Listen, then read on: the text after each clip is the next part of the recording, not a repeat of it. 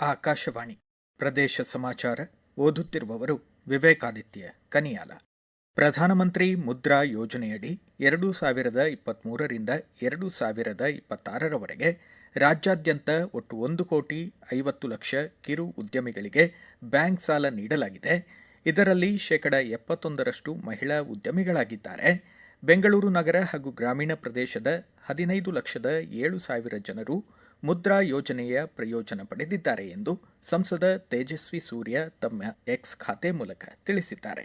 ಸಂಸತ್ತಿನಲ್ಲಿ ಕೇಳಲಾದ ಪ್ರಶ್ನೆಗೆ ಸರ್ಕಾರ ನೀಡಿರುವ ಉತ್ತರದ ಪ್ರತಿಯನ್ನು ಹಂಚಿಕೊಂಡಿರುವ ಅವರು 27,62,000 ಜನರು ಮೊದಲ ಬಾರಿಗೆ ಸಾಂಸ್ಥಿಕ ಸಾಲದ ಪ್ರಯೋಜನ ಪಡೆದಿರುವುದಾಗಿ ತಿಳಿಸಿದ್ದಾರೆ. ರಾಜ್ಯದ ಮತದಾರರ ಪಟ್ಟಿ ವಿಶೇಷ ಸಮಗ್ರ ಪರಿಷ್ಕರಣೆ ಕಾರ್ಯ ಪ್ರಗತಿಯಲ್ಲಿದೆ. ಇದುವರೆಗೆ 5,54,32,000 ಮತದಾರರ ಪೈಕಿ 4,42,599 ಮತದಾರರ ಅರ್ಜಿಗಳನ್ನು ಡಿಜಿಟಲೀಕರಿಸಲಾಗಿದೆ ಎಂದು ಭಾರತ ಚುನಾವಣಾ ಆಯೋಗದ ರಾಜ್ಯ ಮುಖ್ಯ ಚುನಾವಣಾಧಿಕಾರಿಗಳ ಕಚೇರಿ ಪ್ರಕಟಣೆ ತಿಳಿಸಿದೆ. ಈ ತಿಂಗಳ 8ನೇ ತಾರೀಖಿನವರೆಗೆ ಮತದಾರರ ಪಟ್ಟಿ ಡಿಜಿಟಲೀಕರಣ ಪ್ರಕ್ರಿಯೆ ನಡೆಯಲಿದೆ. ಇದುವರೆಗಿನ ಗಣಕೀಕರಣದಲ್ಲಿ 20.04% ಮತದಾರರನ್ನು ಗೈರು, ಸ್ಥಳಾಂತರ, ಮೃತ, ದ್ವಿಪ್ರತಿ ಎಂದು ಗುರುತಿಸಲಾಗಿದೆ. ಉತ್ತರ ಕನ್ನಡ ಜಿಲ್ಲೆಯಲ್ಲಿ ಇದುವರೆಗೆ 11,22,146 ಗಣತಿ ನಮೂನೆಗಳನ್ನು ಡಿಜಿಟಲೀಕರಿಸಲಾಗಿದೆ. 91.23% ಪ್ರಗತಿ ಸಾಧಿಸಲಾಗಿದೆ ಎಂದು ಜಿಲ್ಲಾಧಿಕಾರಿ ಕೆ. ಲಕ್ಷ್ಮೀಪ್ರಿಯ ತಿಳಿಸಿದ್ದಾರೆ.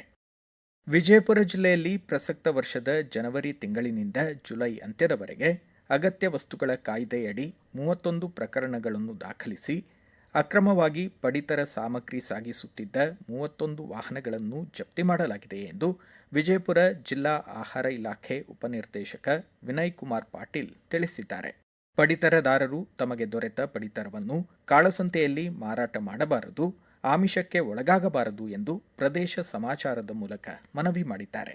ವಿಜಯಪುರ ಜಿಲ್ಲೆಗೆ ಸಂಬಂಧಪಟ್ಟ ಹಾಗೆ ಜನವರಿ 2026ರಿಂದ ಜುಲೈ ಅಂತ್ಯದವರೆಗೂ 2,931 ಕ್ವಿಂಟಲ್ ರೈಸ್ ಅನ್ನು ಮತ್ತು ಸುಮಾರು 31 ವಾಹನಗಳನ್ನು ಈಗಾಗಲೇ ಜಪ್ತಿಯನ್ನು ಮಾಡಿಕೊಳ್ಳಲಾಗಿದೆ. ನಮ್ಮ ಫಲಾನುಭವಿಗಳಲ್ಲಿ ಒಂದು ವಿನಂತಿ ಏನು ಅಂತಂದ್ರೆ, ತಮಗೆ ಸರ್ಕಾರ ನೀಡಿರುವ ಒಂದು ಆಹಾರ ಧಾನ್ಯಗಳನ್ನು ವೈಯಕ್ತಿಕವಾಗಿ ಬಳಸಿಕೊಳ್ಳತಕ್ಕದ್ದು. ಯಾರೇ ತಮಗೆ ಈ ಒಂದು ಆಮಿಷವನ್ನು ತೋರಿಸಿ ತಮ್ಮ ಮನೆಗೆ ಬಂದಾಗ ಸಂಬಂಧಪಟ್ಟ ಆಹಾರ ಇಲಾಖೆಯ ನಿರೀಕ್ಷಕರಿಗೆ ಅಥವಾ ತಹಶೀಲ್ದಾರ್ ಕಚೇರಿಗೆ ಮಾಹಿತಿಯನ್ನು ನೀಡುವುದರ ಮುಖಾಂತರ ತಾವು ಕೂಡ ನಮಗೆಲ್ಲ ಸಹಕರಿಸಬೇಕಾಗಿ ನಾನು ವಿನಂತಿಯನ್ನು ಮಾಡಿಕೊಳ್ಳುತ್ತೇನೆ. ಕೇಂದ್ರ ಸರ್ಕಾರ 7 ವರ್ಷಗಳ ಹಿಂದೆ ಈ ದಿನದಂದು ಜಮ್ಮು ಕಾಶ್ಮೀರದಲ್ಲಿದ್ದ 370 ವಿಧಿಯನ್ನು ರದ್ದುಪಡಿಸಿತು.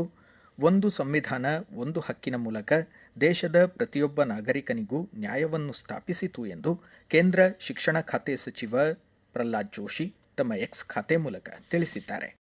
ಬೆಂಗಳೂರಿನ ಲಾಲ್ಬಾಗ್ನಲ್ಲಿ ಸ್ವಾತಂತ್ರ್ಯ ದಿನಾಚರಣೆ ಹಿನ್ನೆಲೆ ತೋಟಗಾರಿಕೆ ಇಲಾಖೆ ವತಿಯಿಂದ ಆಯೋಜಿತ ಫಲಪುಷ್ಪ ಪ್ರದರ್ಶನವನ್ನು ನಾಳೆ ಬೆಳಗ್ಗೆ 11 ಗಂಟೆಗೆ ಮುಖ್ಯಮಂತ್ರಿ ಡಿಕೆ ಶಿವಕುಮಾರ್ ಉದ್ಘಾಟಿಸಲಿದ್ದಾರೆ ಎಂದು ತೋಟಗಾರಿಕೆ ಇಲಾಖೆ ಕಾರ್ಯದರ್ಶಿ ಆರ್ ಗಿರೀಶ್ ತಿಳಿಸಿದ್ದಾರೆ. 17ನೇ ತಾರೀಖಿನವರೆಗೆ ಒಟ್ಟು 12 ದಿನಗಳ ಕಾಲ ನಡೆಯಲಿರುವ ಈ ಬಾರಿಯ ಫಲಪುಷ್ಪ ಪ್ರದರ್ಶನದಲ್ಲಿ ಗಂಗ ಸಾಮ್ರಾಜ್ಯದ ಕೊಡುಗೆಗಳನ್ನು ಸ್ಮರಿಸುವ ಗಂಗ ಸಾಮ್ರಾಜ್ಯ ವೈಭವ ಮುಖ್ಯ ಕಲ್ಪನೆಯಾಗಿದೆ. ಪ್ರತಿದಿನ ಬೆಳಗ್ಗೆ 9 ಗಂಟೆಯಿಂದ ಸಂಜೆ 6:30ರವರೆಗೆ ಸಾರ್ವಜನಿಕರ ವೀಕ್ಷಣೆಗೆ ಅವಕಾಶವಿರಲಿದೆ ಎಂದು ತಿಳಿಸಿದ್ದಾರೆ. ಸ್ವಾತಂತ್ರ್ಯ ದಿನಾಚರಣೆ ಅಂಗವಾಗಿ ಪ್ರಸಕ್ತ ಆಗಸ್ಟ್ ತಿಂಗಳಿನಲ್ಲಿ ಕನ್ನಡ ಪುಸ್ತಕ ಪ್ರಾಧಿಕಾರದ ಎಲ್ಲ ಪುಸ್ತಕಗಳನ್ನು 50% ರಿಯಾಯಿತಿ ದರದಲ್ಲಿ ಮಾರಾಟ ಮಾಡಲಾಗುತ್ತಿದೆ ಎಂದು ಪ್ರಾಧಿಕಾರದ ಪ್ರಕಟಣೆ ತಿಳಿಸಿದೆ. ಯಾದಗಿರಿ ಜಿಲ್ಲೆ ಸೈದಾಪುರ ಸಮೀಪದ ಕಡೇಚೂರು ಬಾಡಿಯಾಳ ಕೈಗಾರಿಕಾ ಪ್ರದೇಶದಲ್ಲಿರುವ ಕಾರ್ಖಾನೆಯಲ್ಲಿ ಇಂದು ಬೆಳಗ್ಗೆ ಸಂಭವಿಸಿದ ರಾಸಾಯನಿಕ ಸೋರಿಕೆ ದುರಂತದಲ್ಲಿ 3 ಕಾರ್ಮಿಕರು ಉಸಿರುಗಟ್ಟಿ ಮೃತಪಟ್ಟಿದ್ದಾರೆ.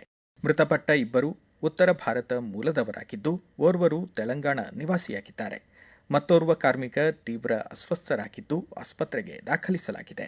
ಡಿವೈಎಸ್ಪಿ ಹಾಗೂ ಸೈದಾಪುರ ಪೊಲೀಸ್ ಠಾಣೆ ಅಧಿಕಾರಿಗಳು ಸ್ಥಳಕ್ಕೆ ಭೇಟಿ ನೀಡಿ ಪರಿಶೀಲನೆ ನಡೆಸಿದ್ದು ಪ್ರಕರಣ ದಾಖಲಿಸಿಕೊಂಡಿದ್ದಾರೆ. ವಿಶ್ವದರ್ಜೆ ಶಿಕ್ಷಣ ಸಂಸ್ಥೆಗಳ ಸ್ಥಾಪನೆ ಮೂಲಕ ವಿದ್ಯಾರ್ಥಿಗಳನ್ನು ಸಬಲೀಕರಣಗೊಳಿಸುವಲ್ಲಿ ಅನನ್ಯ ಪಾತ್ರ ವಹಿಸಿದ್ದ ಮಾಜಿ ರಾಜ್ಯಪಾಲ, ಶಿಕ್ಷಣ ತಜ್ಞ, ಮಹಾರಾಷ್ಟ್ರದ ಡಿವೈ ಪಾಟೀಲ್ ಅವರ ಅಗಲಿಕೆಯಿಂದ ಶಿಕ್ಷಣ ಕ್ಷೇತ್ರ ಹಾಗೂ ವಿದ್ಯಾರ್ಥಿ ಸಮುದಾಯಕ್ಕೆ ತುಂಬಲಾರದ ನಷ್ಟವಾಗಿದೆ ಎಂದು ಕೇಂದ್ರ ಶಿಕ್ಷಣ ಖಾತೆ ಸಚಿವ ಪ್ರಹ್ಲಾದ್ ಜೋಶಿ ಶೋಕ ವ್ಯಕ್ತಪಡಿಸಿ ಸಂತಾಪ ಸೂಚಿಸಿದ್ದಾರೆ.